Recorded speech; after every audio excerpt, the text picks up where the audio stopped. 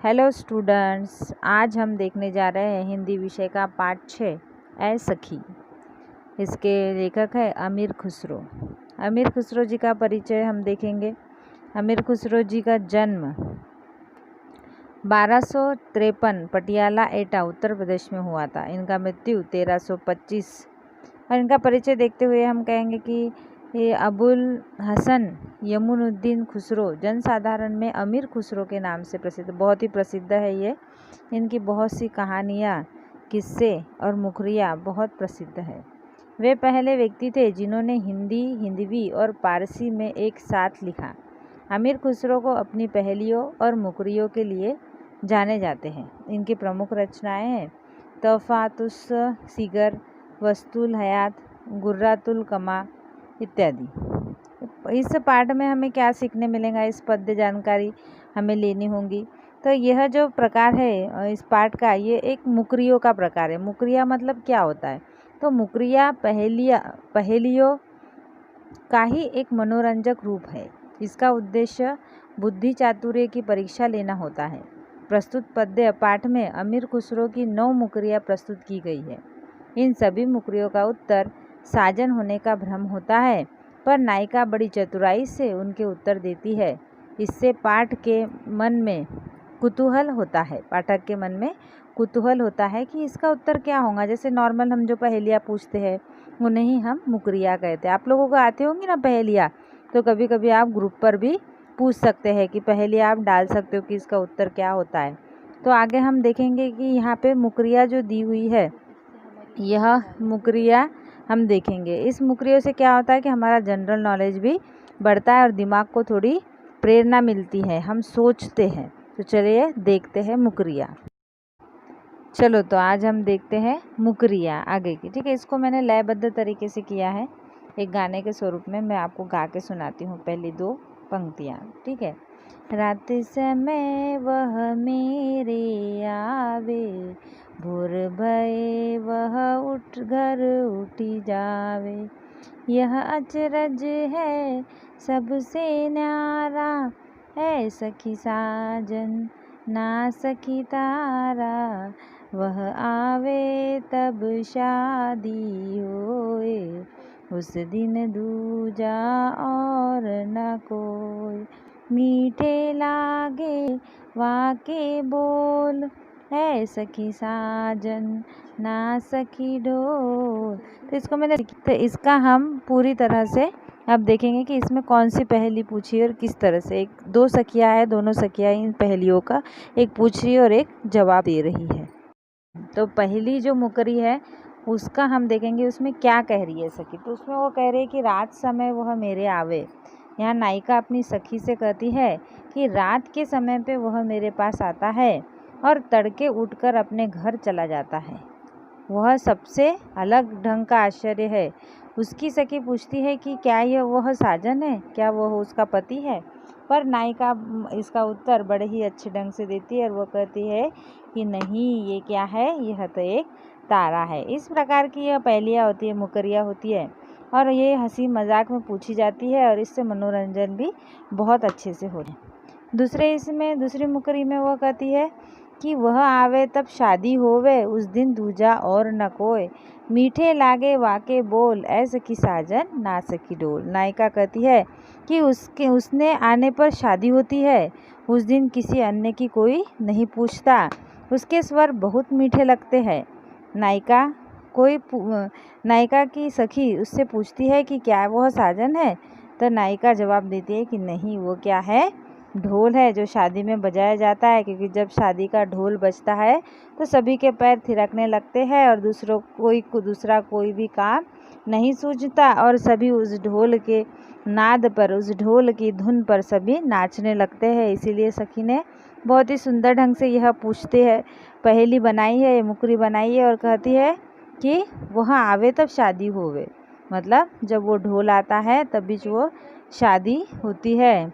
और उसी दिन क्या होता है, जब वो ढोल आता है तब वो दूसरा कोई काम भी नहीं होता। हम सब उस ढोल के में ही मग्न हो जाते हैं और उसी की धुन पर नाचने लगते हैं और बाकी सभी काम भूल जाते हैं। उसके बाद तीसरे मुखरी में बोला है कि जब मांगू तब जल भरी आवे, मेरे मन की तपन बुझावे। मन का भारी तन का छोटा, है सखी साजन ना सखी लोटा। जो तीसरी पंक्तियाँ है उसके बारे में मैं आपको स्पष्टीकरण देने जा रही हूँ। आप लोगों को समझ में आ रहा है ना? आप ध्यान से इसको समझिए। तो तीसरी मुखरी में हम देखेंगे कि तीसरी मुखरी में सखी क्या कहती है। तो नायिका कहती है कि जब मैं उससे मांगती हूँ तो वह पानी भर लाता है, वह मेरे मन की गर्मी बुझाता है। मतलब मेरे मन की तपन बुझाए जो है, तो वह मेरे मन की गर्मी बुझा देता है। उसका दिल बहुत बड़ा है पर उसका शरीर बहुत छोटा है। जो हमारी प्यास बुझा रहा है मतलब ही उसका दिल बहुत ही बड़ा है। सखी कहती है लेकिन दिल जितना बड़ा है उतना ही उसका तन, उसका जो शरीर है वह छोटा है। उसकी सखी उलझन में पड़ती है और पूछती है, सखी क्या यह साजन है?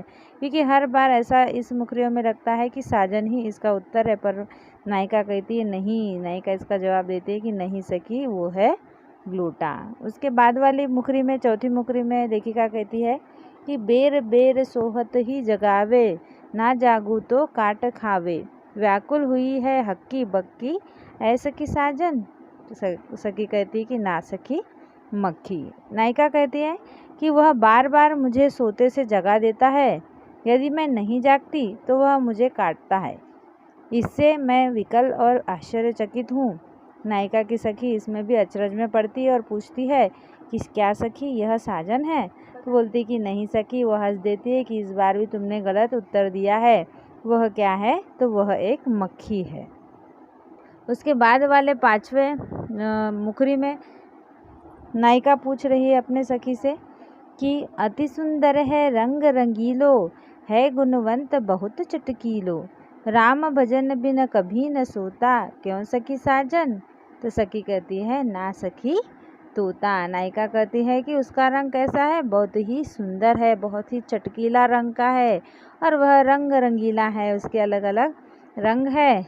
वह बहुत गुणी और गाढ़े चमकदार रंग वाला है। उसके रंग कैसे है? गाढ़े है और चमकदार है, जो आँखों को चमकाते हैं। वो बिना राम राम कहे कभी नहीं सोता है। वो हमेशा क्या करता है? राम राम का ही जप करता रहता है। उसकी सखी पूछती है कि सखी क्या वह साजन है? तो वो कहती कि नहीं सखी, तुम फिर से गलत हुई हो। इसका उत्तर है ना सखी तोता। तो इसके आगे वाली मुखरी, छठवीं मुखरी हम देखेंगे कि छठवीं मुखरी में क्या दिया हुआ है। तो हमारी छठी जो मुखरी है उसमें लिखा है कि अर्ध निशा वह आयो भौन, सुंदरता बरसे कवि कौन। निरकत ही मन भयो अनंत, क्यों सखी साजन ना सखी चंद। यहाँ नायिका कहती है कि वह मेरे घर में आधी रात को आया। वह इतना सुंदर है कि उसकी सुंदरता का वर्णन कोई कवि भी नहीं कर सकता। उसे देखते ही मेरा हृदय आनंद से भर उठा। यानी सखी कहती है यहाँ नायिका कि वो बहुत ही सुंदर है, उसे देखकर मैं बहुत मोह गई। उसकी सखी पूछती है कि क्या सखी वह साजन है? तो कहती कि नहीं सखी, वो क्या है? चंद्रमा। अगली मुखरी में कहते हैं कि शोभा सदा बढ़ावन हारा, अखियन से छिन होत न न्यारा। 8 पहर मेरे मनोरंजन, क्यों सखी साजन ना सखी अंजन। नायिका कहती है कि उससे शोभा में हमेशा वृद्धि होती है, वह आँखों से एक क्षण के लिए भी दूर नहीं होता। वह 8 पहर मेरे मन को प्रसन्न रखता है। उसकी सखी पूछती है क्यों सखी, क्या वह तुम्हारा साजन है? तो सखी उसमें नायिका उसमें उत्तर देती है कि नहीं सखी, वो क्या है? अंजन है। अंजन मतलब काजल, जो सदा स्त्रियों की आँखों में लगा होता है और वह बहुत ही सुंदर दिखाई देता है जब वह आँखों में लगता है। इस प्रकार की यह मुखरियाँ है। अब आखिरी की 2 मुखरियों का अर्थ हम समझ लेंगे। हाँ,